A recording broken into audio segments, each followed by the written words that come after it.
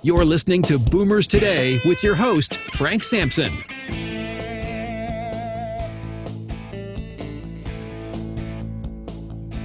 Well, welcome to Boomers Today. I'm your host, Frank Sampson. Of course, each week we bring you important and very useful information on issues facing baby boomers, their parents, and other loved ones.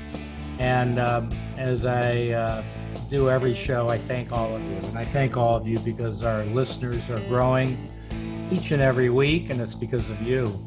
So many of you have shared individual podcasts or the entire show with friends and family. Many of you listen to the show on Apple Podcasts, Google Podcasts, Spreaker, Stitcher, iHeartRadio. We're on them all. So thank you so much for all your support regarding that. And I know why you share our podcasts and individual shows with friends and family. Because we have wonderful guests, and today is not going to be any different. We have with us Indigo Perry, who is the Program Director for Emergency Prep Help, a nonprofit that helps seniors prepare for emergencies and national disasters. She has 30 years of experience in emergency preparedness and was burned out her home in a devastating wildfire in 2015. When she returned to the area 18 months later, she became a disaster case manager to help her community recover. That's where she saw the anxiety that seniors were experiencing, wondering when the next disaster would hit and how they should prepare. So Indigo, first of all, thank you for all the work you're doing, and welcome, and thank you for joining us on Boomers Today. Thank you so much. This is such an important topic. Thank you. Yeah, so I know I kind of referred to it in your intro of what happened and what gave you the incentive and the drive to start this wonderful organization. But give us some more details on all of that, if you don't mind. Sure. Well, you mentioned that I have 30 years of emergency preparedness experience. In 1994, I was living on Kauai in Hawaii when suddenly the air raid sirens went off, alerting everybody on the island to an impending emergency. And at that time, there was a hurricane that had been spotted about 200 miles off the coast and heading in the opposite direction. But everybody on the island immediately started preparing for a disaster, except me. I thought, well, it's going in the opposite direction. It's 200 miles out. Hurricanes tend to move slowly. If I need to go get emergency supplies, I will do it later. And all my friends thought I was absolutely insane not to start preparing, but I didn't. And then later on that day, at about 2:00 in the afternoon, the sirens went off again, and it turns out that the hurricane had stopped in its tracks and done a U-turn and was suddenly coming straight at the island of Kauai. And so that's when I decided to go out and start getting ready. And to my horror, I found every single store stripped bare of supplies that would help in an emergency. Absolutely stripped bare. There wasn't a canned good, not a paper good. Nothing was left in any store except for things like meat, fish, milk, things that needed to be preserved, but everything that would be useful in an emergency was absolutely gone. And luckily in that emergency, the hurricane never hit. The hurricane died out at sea, fortunately. But that was enough of a wake-up call for me to understand that I needed to be prepared in advance of an emergency, not when an emergency was actually about to hit. So that's what kind of got me on the road to emergency preparedness. And then in 2015, after years of drought in Northern California, we all knew that an emergency was looming, a fire was looming. But we didn't at that time have any sense of evacuation procedures or anything like that. So all of my preparations really were about sheltering in place during an emergency.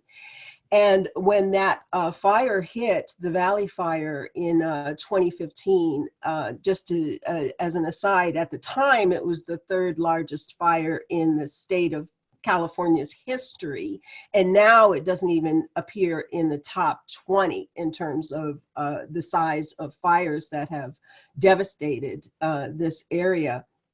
But when we finally discovered that the fire was coming our way, I only had 5 minutes to evacuate my home. So I just grabbed up the few little things that I had on a Post-it on my refrigerator and got out, and unfortunately lost absolutely everything. The fire was just an inferno.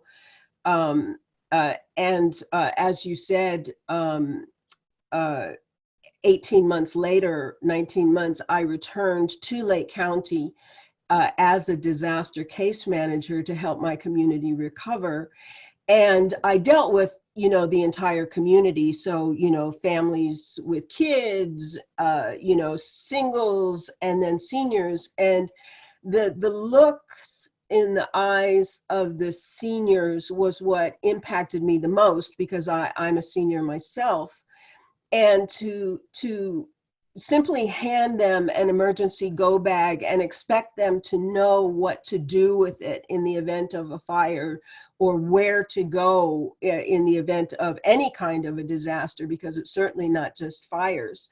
They needed help. They clearly needed help. And also what I noticed was that first responders, other senior agencies, everyone was concerned about the seniors, but no one had the time to stop and actually address the seniors. And so in 2021, two friends of mine and I found ourselves available at the same time, and we were considering what we wanted to do. We knew we wanted to be in a service industry, and then we came to realize that we specifically wanted to help seniors. And as we narrowed it down, we realized that emergency preparedness for seniors was critically important, and no other agency that we could see was specifically addressing the senior population. And so that's how Emergency Prep Help was born. That's fantastic. So I know, you mentioned Lake County. For those of you that don't know, Lake County is a county north of the Bay Area, right? I mean, yes, north we're of the about Bay 3 Area. hours north of San Francisco. Right.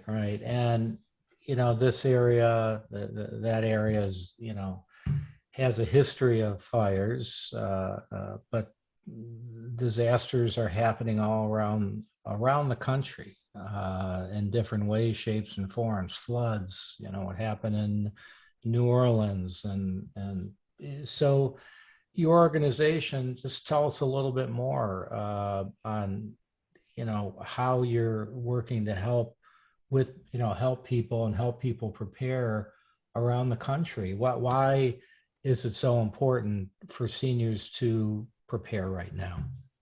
Well, seniors in particular are the most vulnerable in an emergency. That's what all of the statistics show. More seniors are killed in an emergency, killed and injured in an emergency than any other population. Partly because we're moving slower. Many of us may have mobility issues. Many of us don't drive anymore. But one of the biggest surprises to me was that seniors were not evacuating in time, no matter what the emergency is. And of course, you're saying that Lake County is, yes, prone to fires where I live, but this area is also, and as is all of California, prone to earthquakes, mudslides, floods, rock slides, all kinds of emergencies that we're seeing all around the country.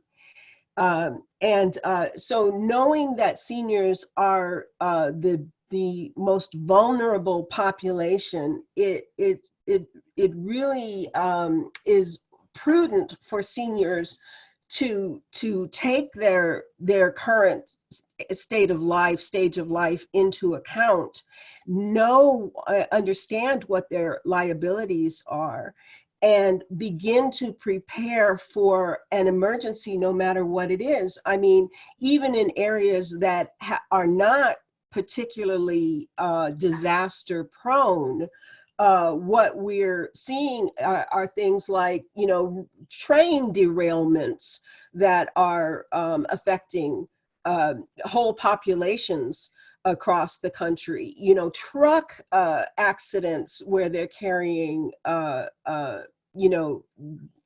lethal and dangerous chemicals and things. Everybody, not just seniors, but particularly seniors, must understand that it's important to be prepared to evacuate your home so that you can be more comfortable and be safer for, say, 5 days, 7 days, depending on what it is that the evacuation may call for. Right. So, I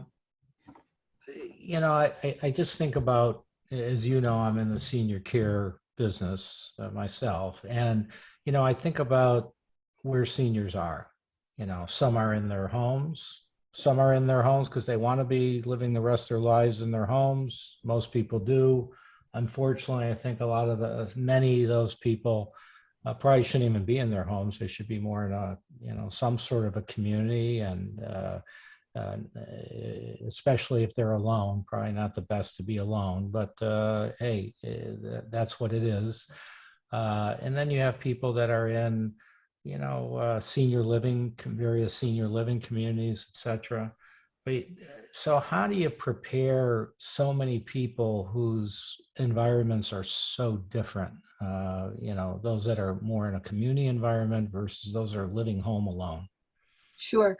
Well, let's start with senior residential care facilities. If they're in assisted living, the assisted living facility is required to have some kind of emergency preparations in place. Right. And so that's good. They're going to be safer because the staff is thinking towards the future. If they're living in residential communities that are not assisted living, they're independent living, we really encourage seniors to work together because there's safety in numbers. They can bring down costs that way by buying emergency supplies in bulk and then dividing them among themselves. And our biggest challenge right now are seniors who are more isolated, especially in rural communities. They may not be living close to neighbors. They may, even if they are, they may not know their neighbors. And so what we're starting to experiment with now are radio communications, the little handheld radios that you just press and talk, so that seniors can be connected to others and let someone know if they need help. There are liabilities in that, of course. Most of those tiny little radios generally have a range of about a mile.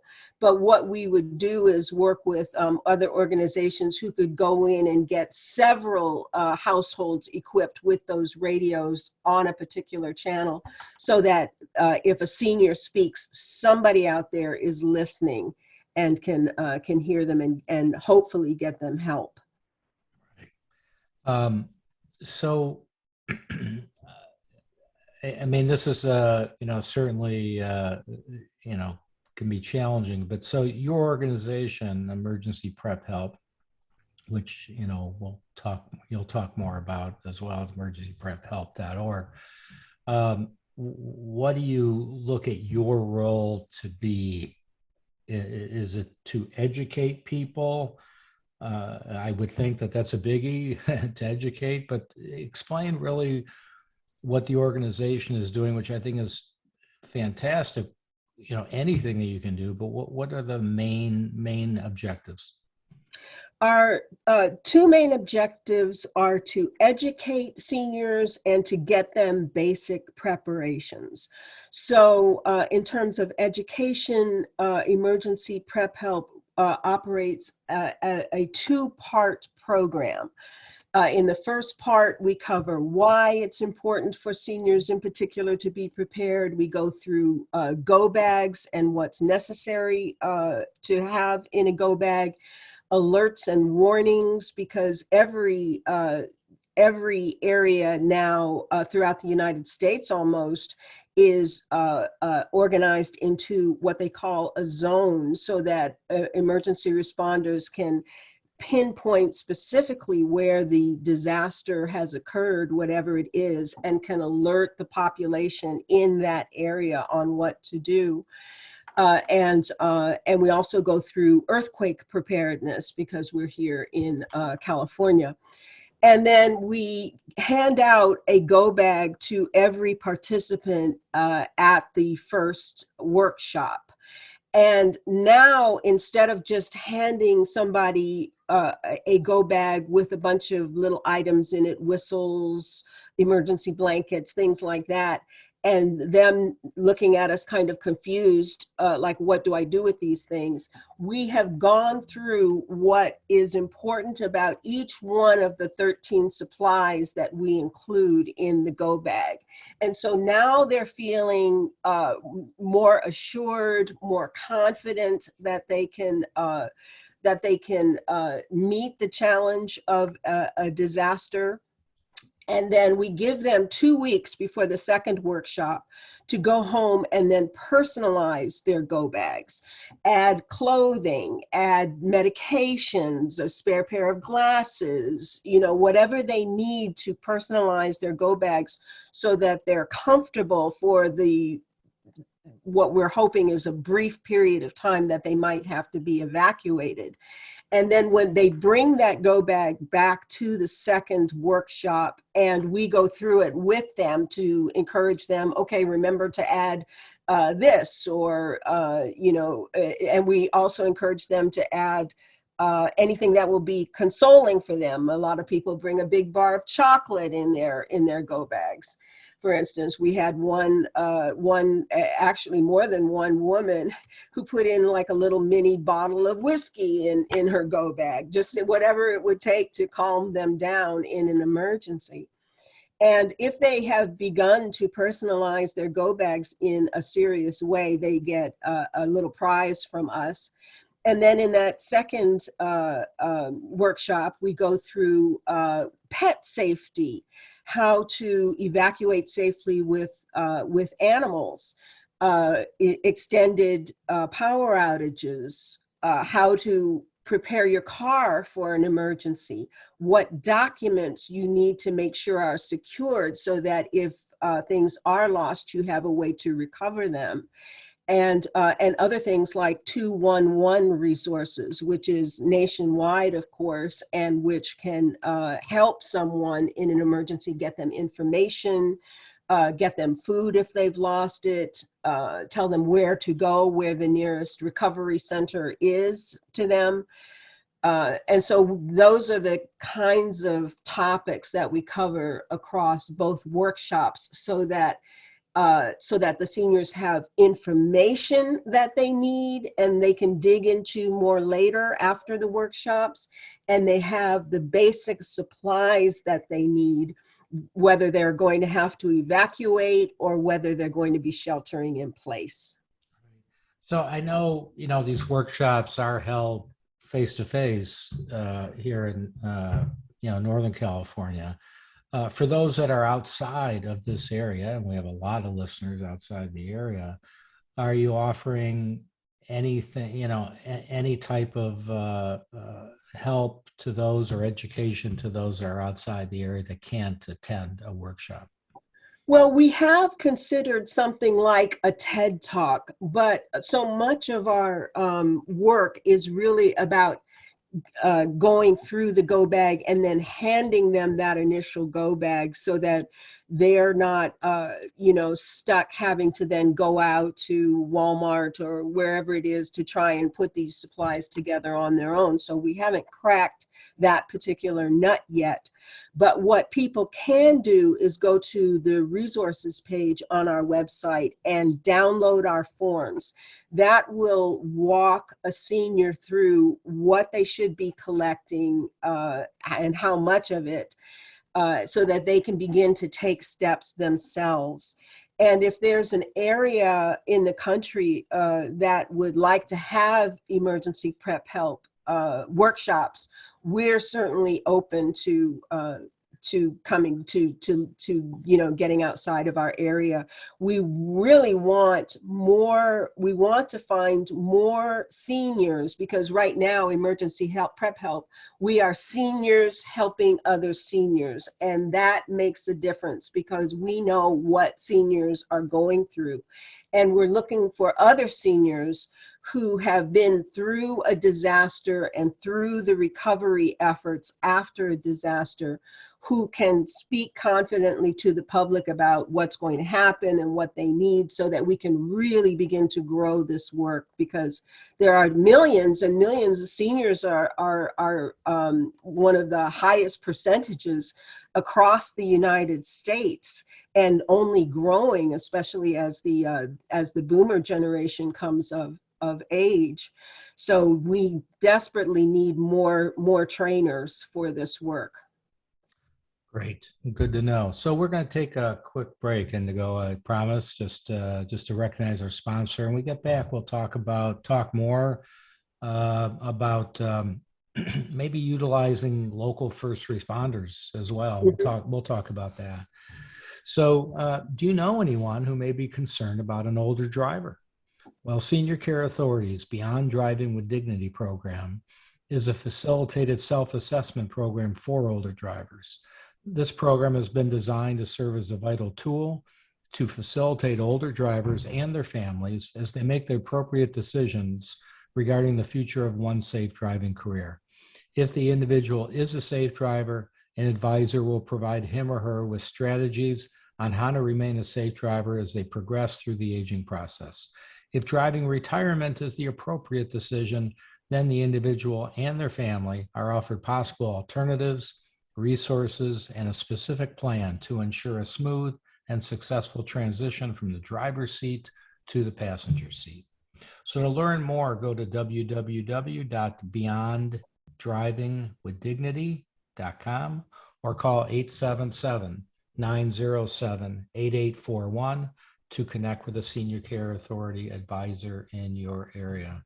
So we are back with Indigo Perry, who is the program director for Emergency Prep Help. So that website again, Indigo, it's emergencyprephelp.org. Is that correct? Correct. Okay, great. So, we were talking about all the great things you're doing in Northern California and how maybe people could learn more even outside the area. But what about working with local local people in their area, first responders, et cetera? So any suggestions you have there? Well, first of all, let me just say that first responders that we've worked with in Northern California are just thrilled with the fact that there is an agency specifically helping seniors. Because like I said before, everybody has been worried about the seniors, but no one has had the time or the wherewithal to stop and actually address the senior population. And with our workshops, we almost always have first responders come out and speak with us so that the seniors feel seen and heard and can ask their questions of the first responders. We've had the emergency managers, county emergency people. We've had police officers, fire departments. We've had all kinds of first responders come out with us.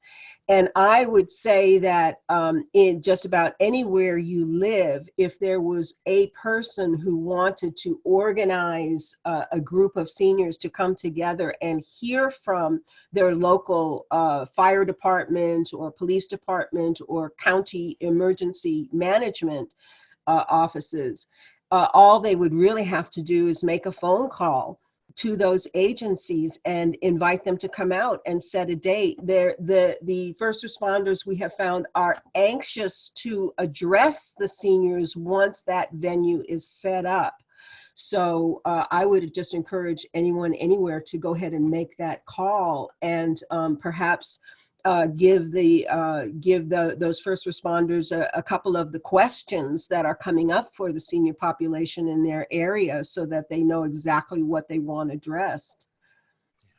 So what suggestions do you have for adult children who, we call it long distance caregiving? They may have a parent or other loved one not in their area that might be a distance away, and they're dealing with kind of caregiving in a long distance manner. But what suggestions do you have to those adult children on how they could help a loved one with these issues?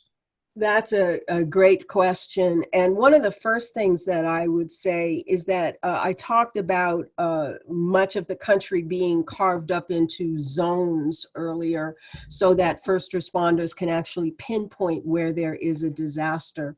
As an adult child, I would find out exactly what zone my parent or loved one was in, and then I would register to get alerts about that zone so that immediately I would know if my loved one was in an area where a disaster was either currently happening or impending. Like, for instance, if there's a huge windstorm and we have 2 or 3 days notice that windstorm is going to come through, they may have time to get their loved one out of the area and somewhere safe for a few days, in which case they would certainly take their go bags with them. If their loved one is living in a residential community, independent living, particularly in Northern California, they could certainly reach out to us and ask us to conduct workshops there.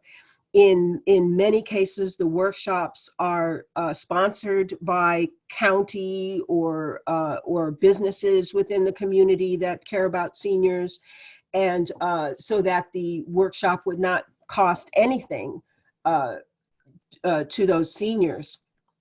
And then if your loved one is living in an assisted living facility, I would contact the management there and find out exactly what their preparations are in the event of an emergency situation. We're all kind of learning on the job. So perhaps in Ohio, where the train derailments occurred, they may not have been thinking, what should we do in the event that, we have a chemical spill in this area, but I bet they're thinking about that now. So I would find out what the facility has in place. For instance, do they have a generator in the event that there is an extended power outage? What extra supplies would that facility need? And a generator we always ask that question regardless of whether it's assisted living facility, even if it's independent living. The residents might have to all chip in together to get a generator so that CPAPs could function, electric wheelchairs, and so on. But yeah, I would find out what zone my loved one was in, make sure that I'm getting all the alerts that are pertinent to that area, and then finding out what means the community or facility does have in the event of an emergency. And if you have residents in just a neighborhood, just a residential neighborhood, that's a really great time to encourage neighbors to help neighbors and find out exactly, maybe Joe over here does have a generator that several people would be able to use in an emergency, or maybe, Sally down the street has an amazing tool shed or something like that. How can they band together to help keep one another safe? So we're kind of out of time, but I want to ask you one more question. If you could just take 30 seconds to answer, I think you'll be able to answer it pretty quick. But when I see on television or whatever, and in other areas, certainly we gone through our fires in Northern California, but you see about flooding, hurricanes, etc., and people who say, who are being, areas are being evacuated, but they go, no, I'm sticking at home. I'm right. gonna, and they're on top of their roofs or whatever they're doing. Talk to us about that. Just take 30 seconds. I mean, you went through it in Hawaii. You talked about it at the beginning.